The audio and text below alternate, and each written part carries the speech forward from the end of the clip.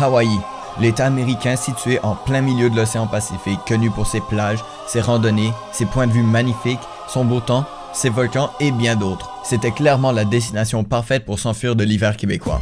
Bonjour à toutes et à tous et bienvenue sur ma nouvelle vidéo qui présente mon deuxième voyage de l'année, Hawaï. J'ai vraiment fait beaucoup de choses à Hawaï, mais juste avant de commencer, je voudrais juste vous donner un petit résumé de ce que c'est Hawaï pour tous ceux qui connaissent pas ces îles-là. Let's go! Hawaï est un État américain situé au milieu de l'océan Pacifique. Il est constitué de 8 îles principales qui sont Niho, Kauai, Molokai, Lanai, Kaholawi, Maui, Big Island et Oahu. La majorité des îles ont leurs propres particularités. Je suis personnellement resté 2 semaines sur Kauai et 1 semaine sur Big Island. Kauai est l'une des îles les plus naturelles et c'est le point principal qui m'a donné envie d'aller la visiter. Big Island est principalement connu pour les volcans. Alors comme je vous ai dit, il y a beaucoup de choses qui se sont passées à Hawaï pendant les 3 semaines où j'étais là, donc voici comment va se dérouler la vidéo. Sur les 3 semaines, j'ai fait environ un total de 12-13 activités, donc la vidéo va être séparée en activités et pas nécessairement en ordre chronologique. Bon, assez parlé, cette introduction est déjà beaucoup trop longue, let's go, on commence à la première activité. On commence tout de suite sur l'île de Kauai pour la visite du Waimea Canyon. Le Waimea Canyon est aussi appelé le Grand Canyon du Pacifique. Il est au sud-ouest de Kauai et mesure 16 km de long pour 1,5 km de large et 1 km de profondeur. Donc notre but initial était de prendre 2 bus pour aller jusqu'à la ville de Waimea pour ensuite prendre un Uber pour aller jusqu'aux randonnées du Waimea Canyon. Mais finalement on s'est rendu compte qu'il n'y avait aucun Uber, aucun taxi, aucun Lyft de disponible parce que la route de Waimea jusqu'à Waimea Canyon est beaucoup trop loin et espacée de toutes les autres villes. Donc c'est vraiment pas rentable pour les compagnies de transport d'y aller. Alors on a dû faire du pouce à 5. Honnêtement après quelques minutes de pouce, on a décidé de se mettre au milieu de la route comme ça il était obligé d'arrêter. C'était peut-être pas la meilleure des idées mais ça a fonctionné.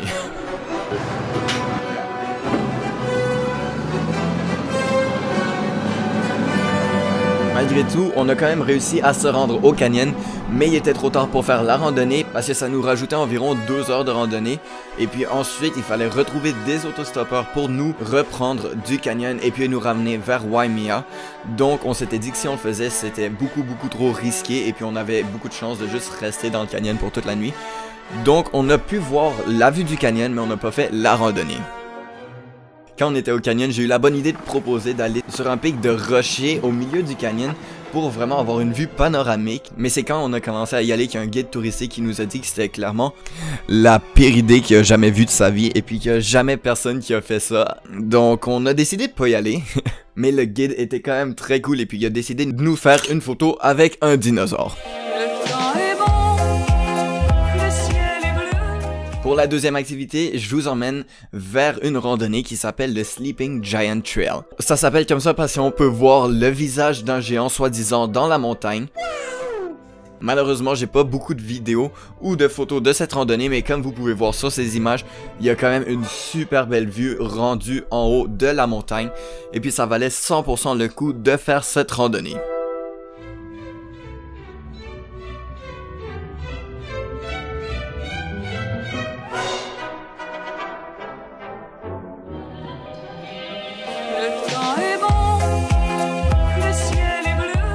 Pour la troisième activité, on a décidé d'aller au nord de Kauai. Et puis au nord de Kauai, il y a une baie avec des super belles plages qui est entourée de montagnes, comme vous pouvez voir sur les photos et sur les vidéos. On a décidé donc d'aller passer l'après-midi là-bas pour se baigner, pour prendre des photos, etc. Voici quelques photos qu'on a prises là-bas. Et aussi dans cette baie, il y avait beaucoup de personnes qui faisaient du surf parce que c'est vraiment un endroit propice avec les vagues. En parlant de surf... Alors donc, pour la première fois de ma vie, j'ai fait du surf et puis c'était à Hawaï. On peut se dire qu'il y a quand même des pires conditions que ça pour commencer et puis pour faire la première fois du surf. Franchement, il y avait des bonnes vagues, il faisait chaud, il faisait beau, les conditions étaient juste parfaites pour apprendre à faire du surf. Et regardez-moi ça.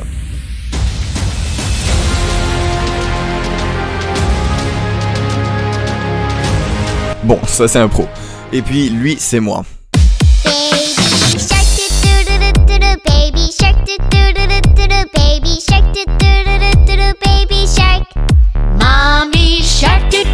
la première fois, c'est quand même vraiment pas si pire. J'ai réussi à prendre quelques vagues et puis en plus les autres jours après, j'ai pu aller surfer 2 autres fois avec des amis de l'auberge de jeunesse. Donc ça, c'était vraiment cool à faire. Et puis je suis clairement sur la bonne voie pour devenir un pro. Bon, ok. Pour la 5e activité, ça doit rester entre nous, ok? Je vais vous expliquer l'histoire du début. Au sud de Kauai, il y a plusieurs plages qu'on voulait aller visiter pendant la journée.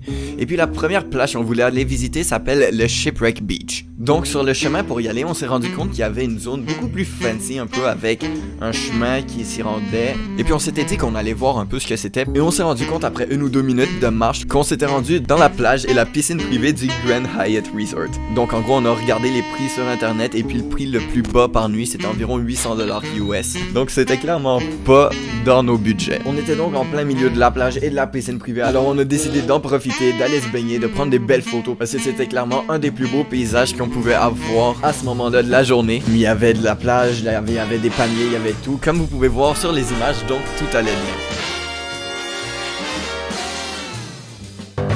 Splish splash, I was taking a bath. Long about a Saturday night. Yeah.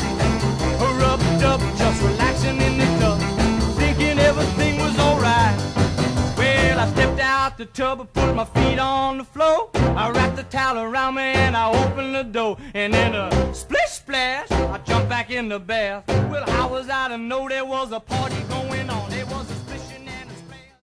Juste à ce que mon ami ait décidé de prendre une des serviettes pour se sécher, ce qui a attiré l'attention d'un des employés qui nous a demandé notre numéro de chambre et notre nom de famille. On avait quand même prévu le tout parce qu'on avait regardé des numéros de chambre pour s'ils nous demandaient, mais on n'avait pas prévu qu'ils nous demandent notre nom de famille avec. Donc bien sûr on a essayé, mais notre nom de famille n'était pas dans le système, donc ils nous ont demandé de partir. Mais bon, on a passé plusieurs heures là-bas et puis c'était vraiment nice.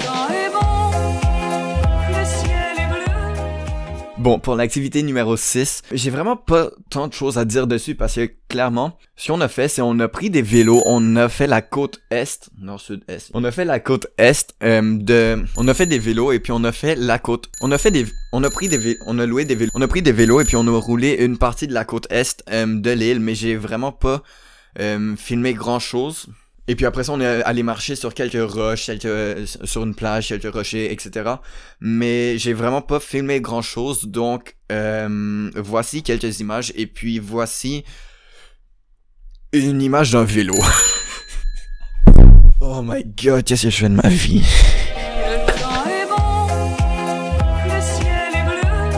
Alright, activité numéro 7. C'est une des activités que j'ai préférées dans le voyage. C'est une des randonnées les plus boueuses que j'ai fait de ma vie. Mais je savais pas ça, donc j'ai décidé de prendre un shirt blanc et puis un t-shirt blanc, ce qui était clairement pas une bonne idée.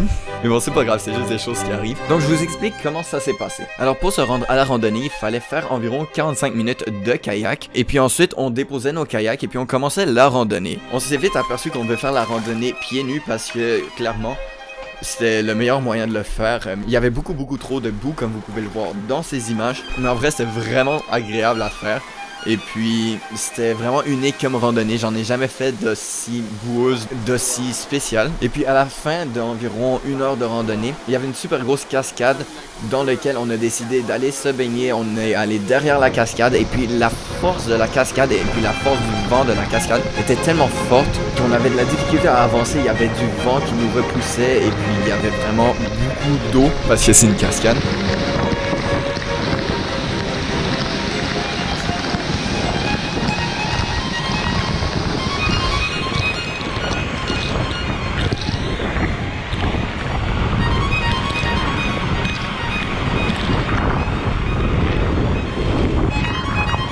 Mais c'était vraiment super cool d'aller dans la cascade, d'expérimenter ça. Et puis c'était vraiment une des plus belles randos que j'ai fait à Hawaï.